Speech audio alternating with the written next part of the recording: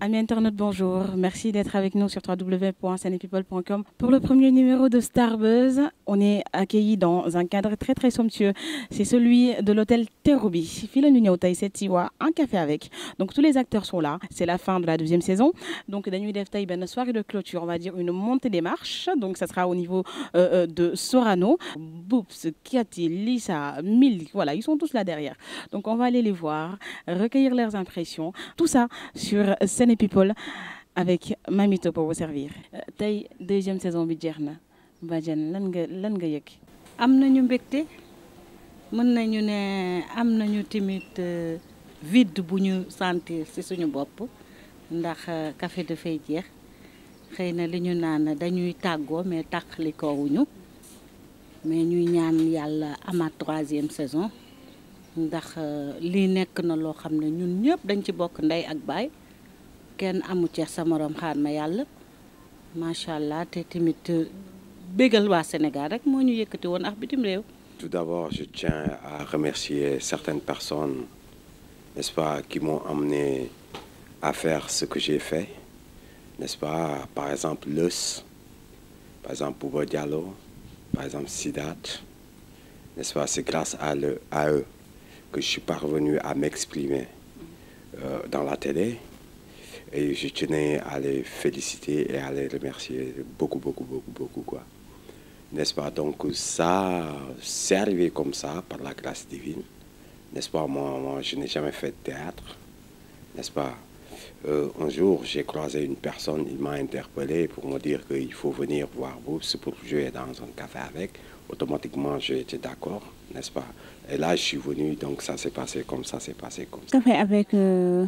jeex na jeexul parce que café avec ñun ñëpp famille lañ bien vrai que tey la saison bi di tëj mais ñun tout le temps dinañ déggante ñun ñëpp benn lañ daal waaw début bi moom xawoon na metti tuuti ndax problème Cheikh Yérim bi mais daal góorgóorluñ daal ba terminé ko ci jaam alhamdulilah. dama xëy benn jour gars yi woo ma quoi ma ñëw joué benn rôle affaire bi jàll gars yi waat ma sama mission jeexul woon nag ma joué ko ba finalement tey mooy clôture bi. bi ma duggee ci café bi ba léegi c'est une famille que j'ai trouvée. Parce que j'étais pas là à la première saison, mais franchement, c'est une famille que j'ai trouvée là-bas. Alors, man dama ñëw rek top sen tank parce que suma ñëwone fekk mu am ño xamné ni duñu wax ak ki wala ki xam nga da fay metti. Donc suma ñëwé moi je vais me sentir gênée. Mais voilà, dama fekk ñëpp nekk ben famille, que ça soit ñi ñi gis ak ñi ñu gisul, c'est-à-dire les monteurs, les caméramans et tout ça. Vraiment, c'était une famille et c'est une famille formidable. Voilà, et donc le chimie qui m'a présenté à Leuz et Leuz qui m'a fait sortir mon talent à moi, voilà, professionnellement. Et l'équipe d'un café avec qui m'a adopté.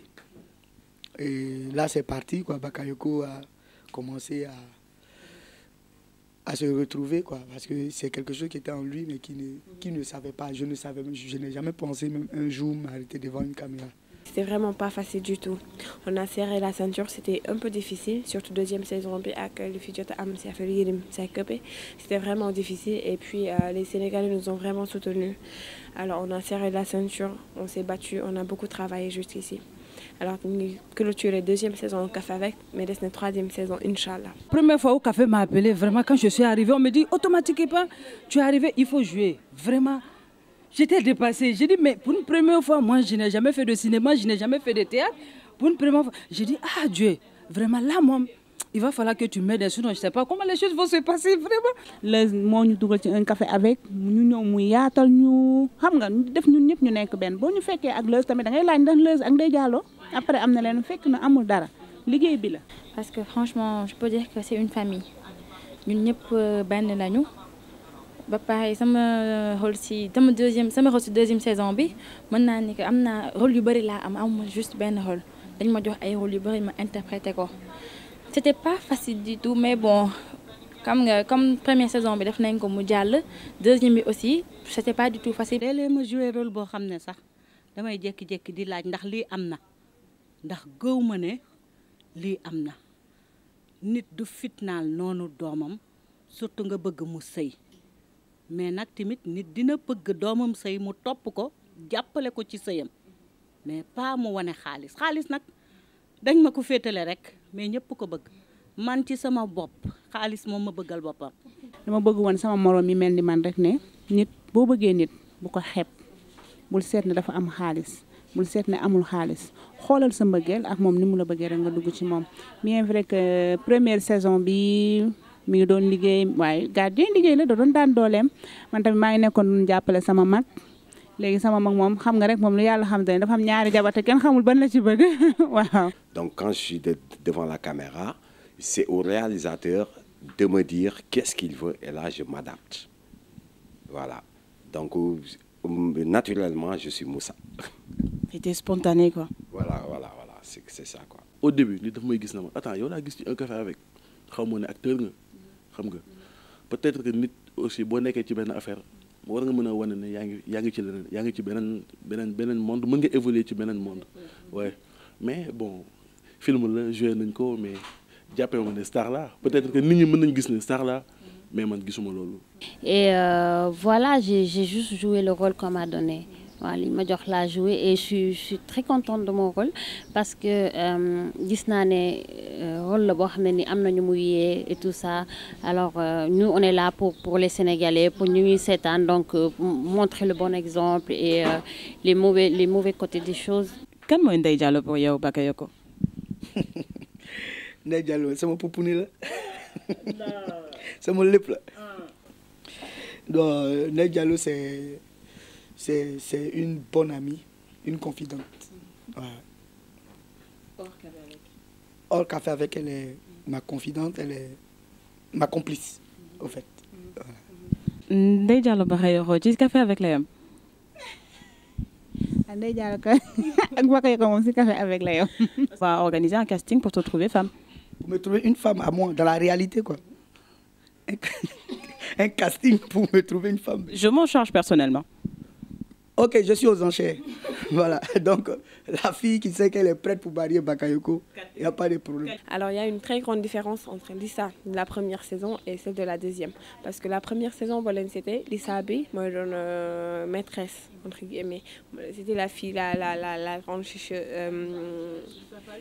fofolle, exactement, fofolle, trop chichi et tout. Mais la deuxième, c'est je pense que c'est la Lissa la plus mature, avec son bébé et sa famille, son mari à gérer et son boulot. Voilà. Pour la première séquence que j'ai fait, vraiment, les gens ont apprécié. Bon, moi, mais quand je suis venue, j'ai dit, est-ce que je vais sortir à la télé? Mais j'ai dit, peut-être que ça, c'est une farce.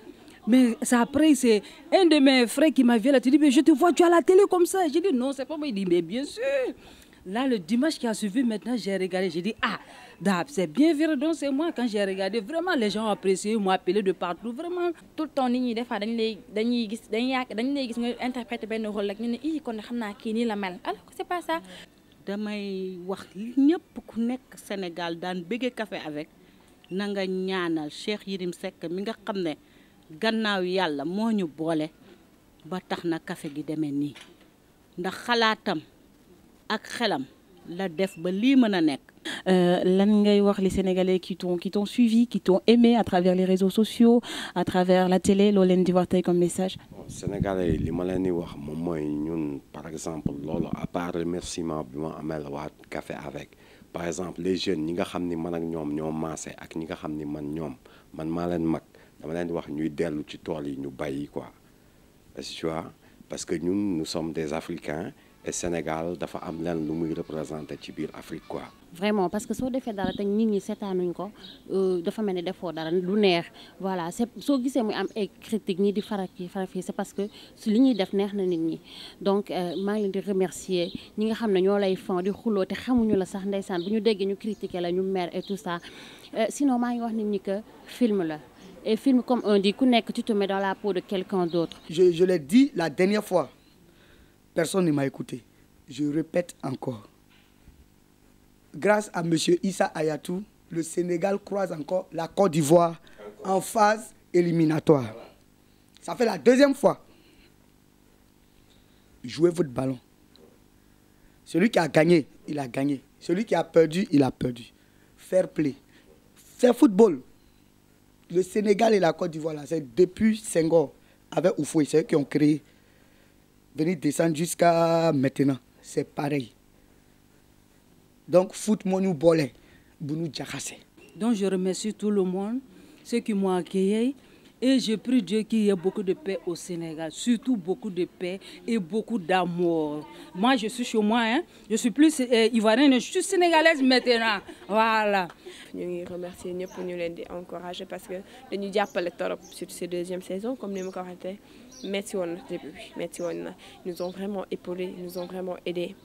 Alors ñu leen di remercier amuñu dara lu leen di wax lu di leen remercier di leen jox rendez-vous troisième saison inchallah. Franchement parle su dul woon téléspectateurs yi moom duñu dem sponsors yi genre yooyu maa leen di remercier du fond du cœur ba pare di leen baalu ak te di leen dig daje troisième saison nañ xaar lu graaw. Bon di ñaanal ñëpp quoi yàlla mu def fi jàmm xam nga yow aussi ma lay ñaanal bu baax a baax yàlla may la tamit un long chemin lumineux aussi. Toujours dans Starbuzz gars yi gis ngeen ko sànq gisante nañ ñi nga xamante ne ni c'est eux qui font le buzz actuellement waa série Un café avec donc ñoom noonu la ñu demoon doon waxtaan ak ñoom pour xam seen ay impression nu ñu dundee série bi donc là c'est pas fini hein donc on plie bagage on va aller directement au niveau de Sorano nag li fay xew c'est quoi une soirée 100% glamour 100% tapis rouge et 100% robe longue costard smoking tey gars yi dara du yomb donc je vous dis à tout de suite pour une soirée 100% people sur Sen People.